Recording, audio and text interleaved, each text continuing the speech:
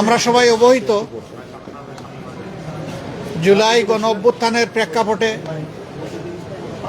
ধারাবাহিক প্রক্রিয়ার মধ্য দিয়ে এ মাসের 12 তারিখ যে নির্বাচন অনুষ্ঠিত হয়েছে, একই সাথে জাতীয় সংসদের নির্বাচন এবং গণভোট অনুষ্ঠিত হয়েছে।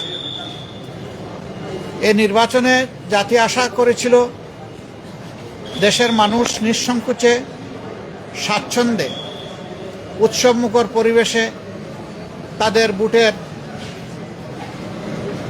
আমানতটাকে তারা প্রয়োগ করবে। দুঃখের বিষয় যে এটা পুরোপুরি প্রত্যাশা পূরণ হয়নি। বেশ কিছু জায়গায় অনেক সমস্যা হয়েছে, আপনারা জানেন, ওইদিকে আজকে আমরা যাচ্ছি না। আজকে ছিল নির্বাচিত জনপ্রতিনিধিদের শপথের দিন। আমাদেরকে চিঠি দেওয়া হয়েছিল গতকাল গভীর রাতে, যেটা আমাদের জন্য কিছুটা অস্বস্তিদায়ক ছিল। তারপরে আমাদের নাগরিক দায়িত্ব হিসাবে দেশবাসীর প্রতি সম্মান রেখে আমরা এসেছিলাম শপথ নিতে। ইতিপূর্বে বেশিরভাগ ক্ষেত্রেই আমরা লক্ষ্য করেছি একই দিনে একই সময়ে শপথ অনুষ্ঠান অনুষ্ঠিত হতো। এবারে বোধহয় আপনারা তার ব্যতিক্রম লক্ষ্য করেছেন। সরকারি দল আমাদের আগে তারা শপথ নিয়েছেন। আমাদেরকে সংসদ সচিবালয় থেকে যে পত্র বা চিঠি দাওয়াতনামা দেওয়া হয়েছিল, সেখানে 2টি শপথের কথা উল্লেখ ছিল। বলা হয়েছিল সংসদ সদস্য হিসাবে আমরা প্রথমে শপথ নিব, একটা সাদা ফর্ম আমাদেরকে বিলি করা হবে, প্রয়োজনীয় লেখাজোখা শেষ করে আমরা সেটা জমা দেব। আরেকটা শপথ হবে জুলাই চার্টার এবং গণভোটের যে প্রজ্ঞাপন হয়েছিল তার ভিত্তিতে সেই শপথটা গণভোটের শপথ, সংস্কারের শপথ। এইখানে সংস্কার পরিষদ সদস্য হিসাবে আমরা আরেকটা শপথ নেব। আমরা হলে প্রবেশ করার পরে সংসদ সচিব আমাদেরকে জিজ্ঞেস করলেন যে স্যার, সকালবেলা সরকারি দল তারা শপথ নিয়েছেন, তারা শুধু সংসদ সদস্য হিসাবে শপথ নিয়েছেন, আপনারা কি করবেন? আমরা তখন বললাম যে আমরা 2টিরই শপথ নিতে এখানে এসেছি। আমাদের তো গভীর রাতে আপনারা দাওয়াতনামা পাঠিয়েছেন, তারপরে আমাদের কোনো কনসার্ন থাকলে আগেই আমরা জানাতাম। আমরা কেন 2টা শপথ নিলাম, ওনারা কেন একটা নিলেন? ওনারা কেন নিলেন তার ব্যাখ্যা ওনারা দিয়েছেন। আমরা যে ব্যাখ্যাটা দিতে চাই, আমরা মনে করি যে 26-এ কোনো নির্বাচন হওয়ার কথাই ছিল না। এই 26 সালের নির্বাচনটা হয়েছে 24-এর গণ অভ্যুত্থানের কারণে। আমরা গভীর শ্রদ্ধার সাথে যাদের কারণে আজকের এই নির্বাচন, আজকের এই সংসদ, আমি তাদেরকে স্মরণ করছি, যারা জীবন দিয়ে দুনিয়া থেকে বিদায় নিয়েছেন। আল্লাহ তাদেরকে শহীদ হিসাবে কবুল করুন। যারা লড়াই করে আহত হয়েছেন, পঙ্গু হয়েছেন, তাদের প্রতি আমাদের গভীর সমবেদনা। আল্লাহ তাআলা তাদেরকে সুস্থতার নিয়ামত দান করুন। আর নির্বিশেষে গোটা দেশবাসী ফ্যাসিবাদের বিরুদ্ধে সেদিন লড়াই করেছিল, আমরা তাদের প্রতি গভীর কৃতজ্ঞতা প্রকাশ করছি। সম্মানিত সাংবাদিক বন্ধুগণ, আমরা আজকে হয়তো শপথ নিতে ভিন্ন চিন্তা করতে পারতাম, কারণ জুলাইয়ের আকাঙ্ক্ষা এবং গণভোটের রায়, এই 2টার প্রতি সম্মান দেখানো রাজনৈতিক দল হিসাবে আমাদের পবিত্র দায়িত্ব আমরা গণ্য করেছি।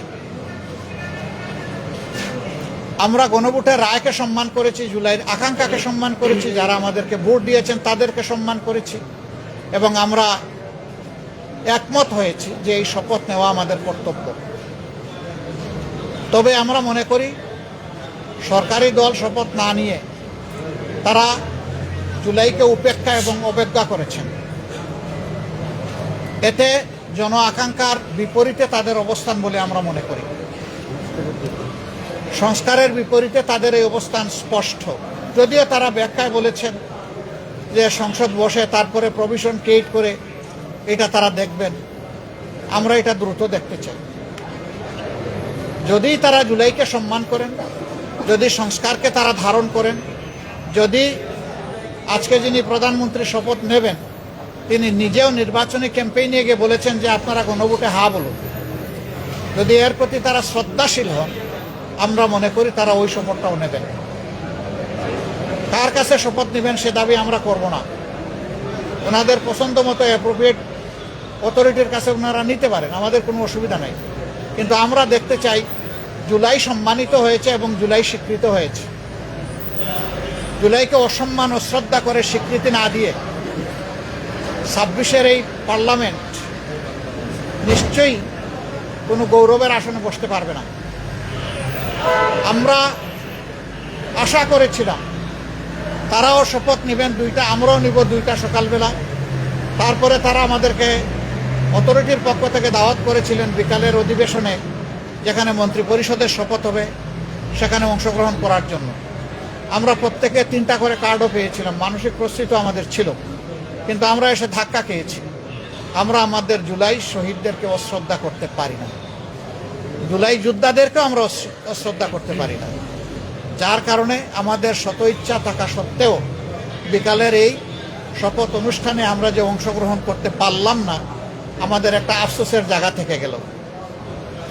আমরা স্বাচ্ছন্দ্যে যেতে পারতাম যদি আমাদের মতো তারাও 2টা শপথ নিতেন, তাহলে আমাদের কোনো ধরনের কোনো আপত্তির জায়গা থাকতো না।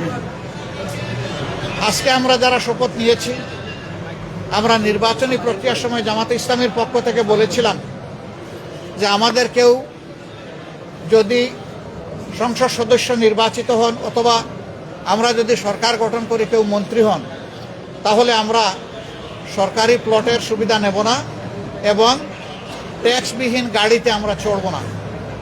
আমরা আজকে আবার পুনর্ব্যক্ত করছি, আমাদের এই সিদ্ধান্তে আমরা অবিচল এবং অটল। আমরা এটা নিব না এই সুবিধা। এছাড়া বাকি কতটুকু না নিয়ে পারা যায় সেটাও আমরা দেখব। আমরা সরকারি দল হতে পারি না, এই নিয়ে আমাদের কোনো আফসোস নাই। আমাদের আফসোসের জায়গা পরপর 3টা নির্বাচন ধ্বংস হয়ে যাওয়ার পরে জাতি বড় আশা করেছিল, যেভাবে উৎসবমুখর পরিবেশে তারা অনেকে ভোট দিয়েছেন, ঠিক তাদের ভোটের প্রতিফলনটা হবে যখন ফলাফল প্রকাশ হবে। কিন্তু সেখানে অনেক কিছু ঘটেছে, সেটা অন্য এক সময় আমরা বলবো। যার কারণে জাতির এই উৎসব ফল প্রকাশের সাথে সাথে মিলিয়ে গেছে।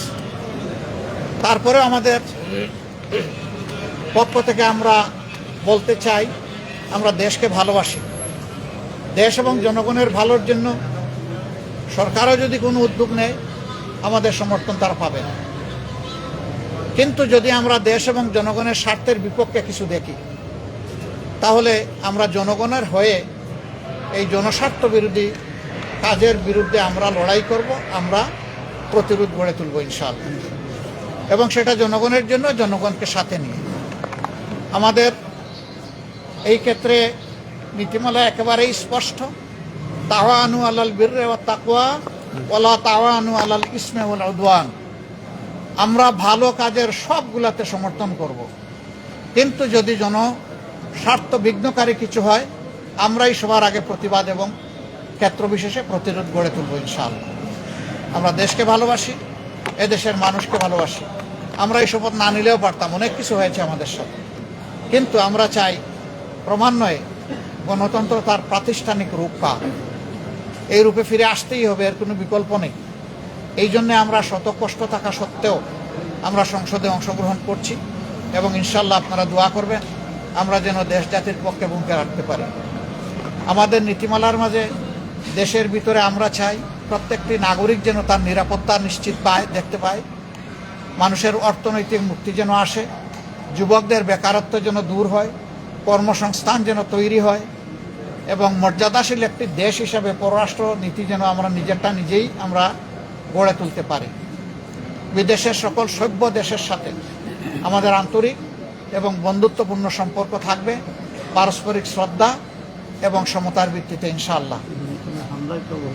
আমরা গভীর পরিতাপের সাথে লক্ষ্য করছি, নির্বাচনের রাত থেকে, আগে তো কিছু ছিলই, বিশেষ করে নির্বাচনের রাত থেকে বাংলাদেশের বিভিন্ন এলাকায় ব্যাপকভাবে আমরা এখন যারা বিরোধী দলে আছি তাদের পক্ষে ভোট দেওয়ার কারণে, নির্বাচনী কর্মী হিসাবে কাজ করার কারণে, সমর্থনের কারণে নারী পুরুষ নির্বিশেষে সকলের উপর ব্যাপক হামলা হচ্ছে।